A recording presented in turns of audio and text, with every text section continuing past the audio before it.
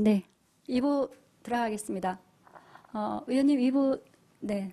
다시 다시 만나서 반갑습니다. 피디님. 아까 만나고 또 만나니까 더 예, 반가운데요. 예, 정말? 그럼요. 두 배로 어떻게 반갑습니다. 좀 물 한 잔 좀 드셨어요? 예, 오셔서 예, 좀 쉬셨어야 되는데, 네. 여기 좀 스튜디오 안이 좀 건조하시죠? 예, 약간 좀 건조한 편인데 그래도 지난번에 하고 어떠세요? 지금 두 번째 저희 방송국에 출연하시는데 어떠셔요? 지난번에는 이제 가을에 방송을 했으니까 가을 분위기로 네. 그래서 지난번 스튜디오에서 또 노래도 하고 정말 분위기 좋았어요. 네. 근데 오늘따라 갑자기 날씨가 추웠지 않습니까? 네. 그래서 안 입더니 이제 두툼한 옷을 입고 왔는데 이 스튜디오가 더워서. 열기로 네네. 아니요. 이 좋은 내용하고 열기로 후끈후끈 나니까 네. 우리 저 시청자님들에게도 네. 이 뜨거운 열기를 전해드릴 수 있을 것 같아서 아주 기분 좋습니다. 네, 느껴지실 것 같습니다. 네. 자, 그러면은 이어서, 일부에 예. 이어서 들어가겠습니다. 예. 사소한 집안 비품을 교체할 때 비용을 누가 부담해야 되는 건가요? 예, 사소한 비품이 이제 어느 정도냐가 문제겠죠. 예를 들어서 전세를 들어서 사는데 뭐 수도꼭지가 뭐 고장이 났다거나 아니면은 뭐 샤워기 꼭지가 고장이 났다거나 이러한 사소한 비품은 사용자 부담 원칙에 의해서 사용자가 내는 것이 원칙입니다. 또 그런데 이것을 갖고 세입자가 집주인한테 얘기를 해서 이것을 바꿔달라 비용이 얼마 들었으니까 이거는 뭐 집주인이 당연히 고쳐줘야 되는 거 아니냐. 뭐 어느 측면에서 보면은 정당한 얘기일 수도 있습니다만은 집주인 입장에서 보면은 세입자가 온전하게 잘 사용을 했는지 아니면 거칠게 사용하다가 그게 문제가 생겼는지를 확인할 수 있는 방법이 없거든요. 그래서 이게 법적으로는 이 사소한 비품들 사용자가 많이 쓰는 그런 부위가 잘못된 것에 대해서는 세입자가 부담하는 게 맞다. 이런 이제 판결이 나와 있는 게 있어요. 그런데 만약에 보일러가 고장이 났다거나 아니면은 뭐 이렇게 베란다에 그 샤시가 뭐가 잘못해갖고 떨어져서 겨울인데도 불구하고 이게 찬바람이 들어온다거나 이러한 구조적인 문제, 즉, 이 어떠한 그 시설물을 고침으로 인해서 또는 집의 기본적인 주거 생활을 영위할 수 있는 그런 부위에 대한 수선은 당연히 집주인이 해줘야 되는 겁니다. 흔히들 일반 아파트 같은 경우들은요, 이런 부품계 교체 문제로 많이 말썽을 부리진 않는데, 만약에 이 연립주택이나 다세대 주택 같은 경우들은 위층에서 갑자기 물이 새서 이 세입자가 아주 당황해서 집주인한테 전화를 거는 경우가 있어요. 그럴 때는 그 집주인이 조치를 빨리 해주셔야 됩니다. 그런데 세입자는 당장에 위에서 물이 떨어지고 잠을 잘 수가 없으니까 아주 낭패를 보죠. 그럴 때는 이제 위층에서 잘못한 부분 위에서 하는데 우선 고쳐놓고 청구를 하시는 게 좋아요. 그래야지 세입자들이 안전하게 이렇게 이제 주거 활동을 할 수 있기 때문에 그렇습니다. 그래서 사소한 부품은 세입자들이 교체 비용을 부담하시는 게 원칙. 그 다음에 집의 구조에 관한 부분, 그 다음에 집에 가격이 약간 증가를 한다거나 이런 부분들 같은 경우는 집주인이 부담하는 게 원칙이다. 이렇게 알고 계시면 되겠습니다. 참 우리나라 말이 어렵습니다. 예. 사소한이라는 그 단어가 예. 네, 기준이 어디에 있는지 물론 지금 말씀해 주셔서 네. 뭐 집주인이 또 임차인이 네, 부담해야 되는 그 구분을 지금 지어 주시긴 했는데 네. 우리나라 말이 참 어렵잖아요. 아, 잠깐만 기다려. 그러면 그 잠깐만이 도대체 1분이라는 거, 10분이라는 거, 그죠? 기준이 예. 없어서 어려운데 사소한이란 단어도 저는 굉장히 어렵게 느껴져서 지금 교수님이 그 구분을 해주지 않으셨으면 제가 그 사소한이란 단어를 여쭤보려고 그랬어요. 예, 그렇죠. 어렵습니다. 시골 가서 길 물어보면은 네, 쭉 연세 가세요. 드신 분들이 네네. 저기 어디 초등학교 가려면 얼마나 걸릴까요? 그럼 조금만 가면 되지요. 이러시잖아요. 그렇죠. 예, 네. 거의 비슷한 거지요. 네, 우리나라 말이 참 네. 그래도 다 알아들어요. 의사소통이 잘 되는 거 보면 네. 참 다들 탁월하신 것 예. 같습니다. 만기가 지나서 재계약을 해야 되는데 안 해도 괜찮은지 그 관계가 있는지 이제 많은 없는지. 분들이 이제 네. 궁금해하시는 네네네. 것들이 이게 내가 전세 만기가 됐는데 이것을 갖다가 그냥 살아도 되나? 뭐 계약서를 다시 써야 되는 거 아니야? 이렇게 생각하시는 분들이 있어요. 근데 이제 결론부터 말씀을 드리면은 별도의 계약서를 쓰시지 않아도 됩니다. 이 주택임대차보호법에 보면은 집주인은 만기 3개월 전에, 그 다음에 세입자는 만기 1개월 전에 그 서로 통보를 하게 되어 있습니다. 나간다고 의사표시를 할 때는요. 근데 이 기간 동안에 의사표시를 안 하게 되면은 그때는 묵시적인 갱신이다. 그래서 먼저 계약과 동일한 조건, 동일한 기간 동안에 그 집에 살 수 있게끔 이렇게 법적으로 보호를 받게 되는 겁니다. 그래서 굳이 이렇게 그 다시 계약서를 쓰지 않으셔도 되는데요. 근데 만기가 다 돼서 집주인이 보증금을 예를 들어서 얼마를 올려달라 이런 경우들이 있잖아요. 이런 경우에는 별도의 이제 계약서가 꼭 필요하지요. 왜? 내가 그 돈을 갖다 추가로 더 냈기 때문에 그렇습니다. 내용이 달라지니까. 네. 근데 금액이 달라졌고 나머지 조건이 같다 그러면 이제 기간하고 금액이 바뀌었잖아요. 근데 흔히들 잘못하시는 분들이 있는데 처음부터 계약서를 다시 쓰세요. 날짜를 변경을 해서. 그러면 그 사이에 은행에서 설정을 했다거나, 즉 집주인이 은행에서 대출을 받았다거나 이런 경우에, 그럴 경우에는 우선순위에서 세입자가 밀리게 돼요. 그래서 먼저 계약서를 다시 쓰시는 게 아니고 추가 계약서 이렇게 해서 증액된 금액을 적으시고 나중에 연장된 기간만 적어 놓으시면 됩니다. 그다음에 세입자는 추가 계약서를 가지고 그 동사무소에 가셔서 확정일자를 받으시면은 법적으로 안전하게 보호를 받으세요. 그래서 새로운 계약서를 작성하지 마시고 반드시 추가 계약서로 작성을 하셔야 되고, 그다음에 공인중개사들도 가급적이면은 추가 계약서 양식으로다가 해주시면 됩니다. 그래서 이 질문에서 그 만기가 돼서 반드시 재계약서를 쓰실 필요는 없습니다.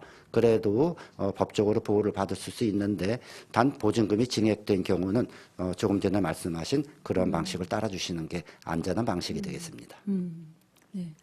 네. 추가 계약서라는 말씀이 참 중요한 오늘 포인트인 것 같습니다. 뭐 그런 대로 가죠. 추가 계약서를 쓰지 않고 넘어가면 다시 또 확실하게 한다고 또 계약서를 다시 썼다가 그런 순위에서 밀려나는 그런 안타까운 일이 벌어질 수 있군요. 임대차 보호법의 주요 내용하고 세입자가 또 해야 할 사항들을 다시 한번 점검 좀 해주시죠.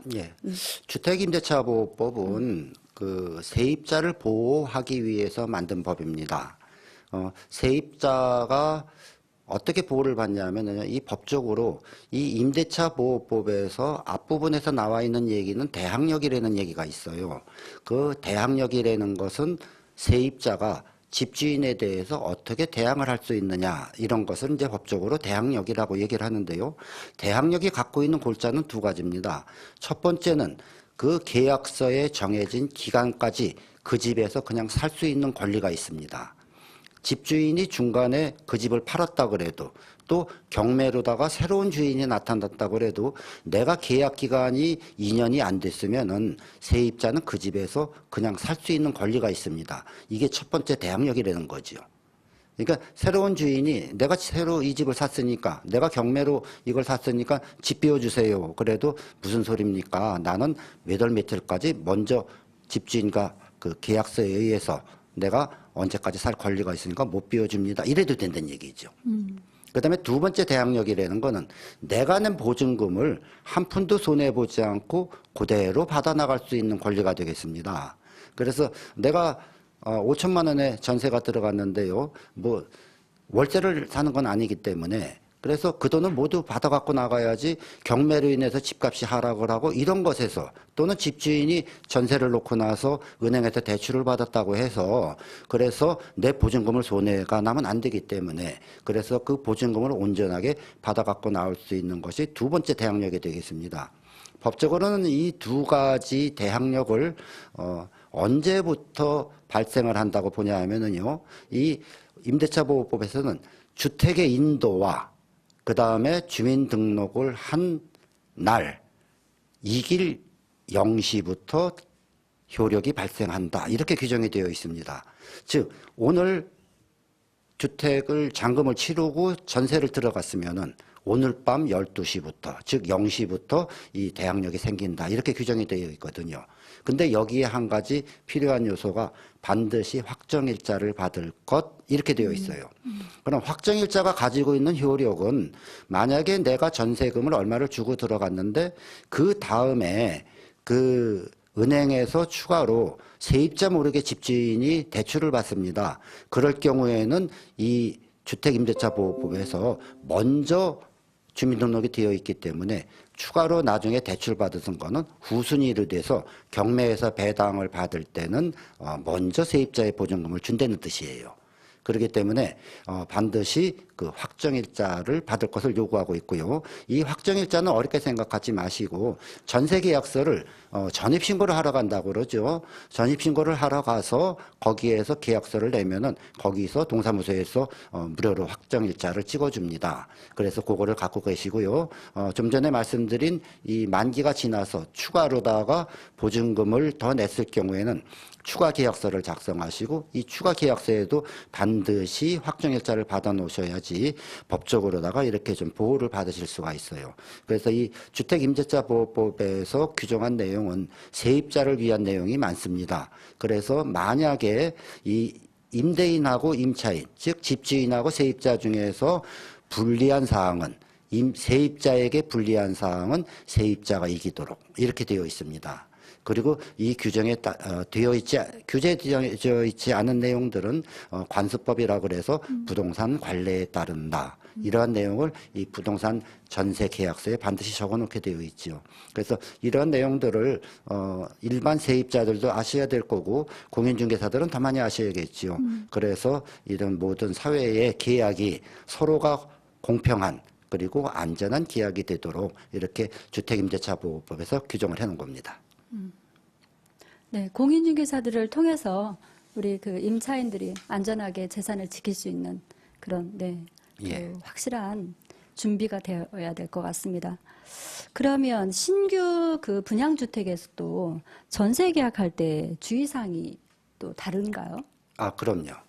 지금 이제 기존 주택에서 전세 계약을 맺는 것은 그 공인중개사들이 개입을 합니다. 그래서 거의 공인중개사들이 중개를 해주시고 그 다음에 법적인 문제가 생겼을 경우에 우선 공인중개사에 또 책임을 묻도록 이렇게 이제 법이 규정이 되어 있어요. 그리고 또 공인중개사들을 반드시 통화해서 계약을 하시는 게 유리한 게 뭐냐면은요. 공인중개사들은 지금 업체당 그 1억 원의 손해보증 보험에 가입이 되어 있습니다. 그래서 만약에 어떤 민사상의 문제가 발생을 할 경우에는 그 공인중개사 사무실을 거치지 않고 바로 손해를 본 세입자가 그 보증협회에 또는 한국공인중개사 협회에다가 직접 그 자기 손해 본 금액을 청구를 할 수 있도록 이렇게 이제 규정이 되어 있어요. 그리고 공인중개사를 통한 계약을 하면은 그 계약서와 동시에 그 어디에서 보증보험이 들었다는 그 보험 증서를 반드시 이렇게 그 계약자에게 전달을 하게 되어 있습니다. 그런데 이제 여기에 약간 사각지대가 있는 게 신규 분양주택이에요. 이 신규 분양주택을 전세 계약을 하실 때 보면은요, 이 집주인이 건축을 해서 그 다음에 각각 주택 하나씩을 분양하는 경우들이 있는데 이런 거는 다가구 주택이 아닌 다세대 주택 또는 연립주택의 분양이라고 얘기를 합니다. 그래서 101호부터 해서 뭐 401호까지 이렇게 분양을 하게 되는데요. 그때는 건축주 이름하고 나중에 그 해당 호수를 산 실제 주인하고 다르기 마련인데 근데 완공된 후에 전세 계약을 맺는 게 아니고 항상 건축주가 미리 그 인근의 공인중개사 사무실을 통해서 그 전세입자를 찾게 되는 거죠. 그러면 이 건축주들은 그 해당 지역 근처에 있는 공인중개사들한테 내가 이거 집을 짓고 있으니까 전세보증금 얼마에 집을 갖다가 좀 전세를 놔주라 이렇게 얘기를 하고요. 공인중개사는 거기에 개입을 안 합니다. 그래서 전세 계약을 맺을 때 건축주와 세입자가 직접 계약을 하게 돼요. 이렇게 될 경우에는 법적인 보호를 못 받으니까 항상 문제가 생기고요. 건축주가 그렇게 해서 집을 완성을 잘 했습니다. 그러면 문제가 전혀 안 생기겠죠. 근데 하다가 자금난이 생겼다거나 그다음에 어떤 분쟁이 생겼다거나 그럴 적에 짓다 말고 포기를 하게 되면은 여기에 전세 계약을 맺으신 분들은 계약금을 받을 수가 없는 이러한 문제가 왕왕 발생을 하곤 합니다. 특히 이 부동산 경기가 좋을 때는 이런 일이 발생을 안 하지만 부동산 경기가 침체기나 하락기에는 이러한 문제 때문에 선의의 피해를 보시는 분들이 있어요. 그래서 여기에 대한 주의사항을 말씀을 드리면은 우선 이 건축주와 계약을 할 적에는 이 건축주가 정당한 건축주인가 이것을 확인을 해야겠죠. 그 확인하는 방법은 계약을 할 때 건축 허가서 좀 보여주세요. 그럼 거기에 건축주의 인적사항이 나오는 겁니다. 그래서 주민등록증, 즉 신분증과 같이 확인을 해야 되고 이 건축주가 개인이 아니고 법인인 경우가 있어요. 그러면 법인인감 첨부를 하셔야 되고 그다음에 시행사나 그다음에 규모가 좀 큰 것들은 신탁회사에서 관리를 하거든요. 이러한 경우는 전월세 계약도 반드시 시행사와 신탁회사가 같이 연서된 그러한 계약서를 가지고 전월세 계약을 하셔야 되는 겁니다. 이렇게 해서 안전하게 계약을 하시고요. 나중에 이제 분양을 받는 수분양자가 생기죠. 이 수분양자의 자격은 집주인으로서 임대인이 되겠습니다. 그럴 경우에는 이 먼저 쓴 계약서를 가지고 새 주인인 것을 완전히 확인을 하셔야 되는데 말로만 와서 주인이라고 얘기하면 안 되잖아요. 그러니까는 이 새로운 사람이 분양받을 때는 분양계약서하고 그 다음에 잔금 확인서까지도 확인을 한 후에 다시 계약을 해야겠죠. 그 다음에 준공되기 전에 어떤 문제가 생기는 것을 방지하기 위해서는 잔금은 반드시 준공검사를 필요한 후에 잔금을 내셔야 됩니다.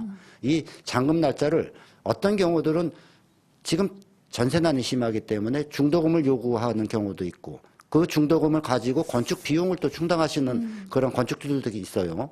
그러다가 나중에 건축이 완성이 안 되면 손해볼 수가 있으니까. 그래서 반드시 잔금 치를 때는 준공검사 필되고 그다음에 준공 등기가 떨어진 후에 잔금을 치시고 입주를 하셔야 됩니다. 근데 만약의 경우에 그 완공이 안 될 것을 가정을 해서 계약금도 10% 내지 마시고 한 5% 내에서만 하면은 부득이한 경우, 정말로 부득이한 경우에 손해를 보더라도 10%낸 것보다는 그 피해액이 줄어들 수가 있겠죠. 그렇다고 해서 뭐 내가 계약금 10%를 냈다고 그 땅에다가 설정을 해달라 이렇게 요구를 할 수는 없거든요. 왜 그러냐면은 건물의 준공이 되는 것은 완성된 후에 해당 지자체, 즉 시군구청에서 담당 공무원이 나와서 그 신고서대로다가 완성이 됐는지 여부를 확인을 하고 그 다음에 이제 사용 승인이나 준공검사를 내고 그 다음에 입주를 하게 되거든요. 근데 그 전에 어떤 문제가 생기면은 결국 세입자는 자기의 재산상에 문제가 생길 것이고 그렇게 되면은 또 자기의 생활 여건에 변동이 생겨서 아주 불편한 일을 겪게 되는 겁니다. 그래서 이 신규 분양하는 주택에 새로 들어가시는 분들은 제가 조금 전에 말씀드린 대로 반드시 건축주가 개인이면 건축주 건축 허가서를 확인을 하고 신분증에 의해서 본인 확인을 하실 것. 그 다음에 계약금은 최소한도로 적게 내실 것. 그 다음에 그 잔금은 반드시 준공검사가 필요한 후에 그 다음에 입주를 하실 것. 그 다음에 등기부등본상에 그 문제가 없는지 여부, 그 다음에 건축물 관리대장에 불법 여부가 없는지도 확인을 하셔야 됩니다. 그래서 건축물 관리대장 한번 띄워보시고요. 그 다음에 이제 뭐 입금을 할 적에, 잔금 입금을 할 적에는 본인 계좌에 반드시 입금을 하는 이러한 것들이 일반 그 기존의 건물에 전세 계약을 하실 때보다 신규 분양에서는 조금 더 꼼꼼히 따져보셔야 되겠습니다. 네. 유념을 하셔야 될 것 같습니다. 네. 마지막으로 살고 있는 집이 경매로 넘어갔을 때 그 보증금을 받는 방법이 있다고요? 예, 뭐 보증금은 법원에서 챙겨줍니다. 이 법원에서 챙겨줄 수 있도록 만든 법이 주택임대차보호법이기 때문에 그렇습니다. 그래서 내가 살고 있는 집이 경매에 넘어갔어요. 그럴 경우에는 이 법원에서 주민등록 조사를 해서 그 세입자에게 반드시 서면으로 통보를 하게 되어 있습니다. 그래서 채권 신고를 하세요. 이런 채권 신고 요청서가 오거든요. 그럴 때는 내 전세 금액 얼마, 그다음에 그 전세 기간 얼마, 그다음에 전월세 계약서를 복사해서 반드시 신고를 하셔야 돼요. 기한 내에. 신고를 안 하면은 인정을 안 합니다.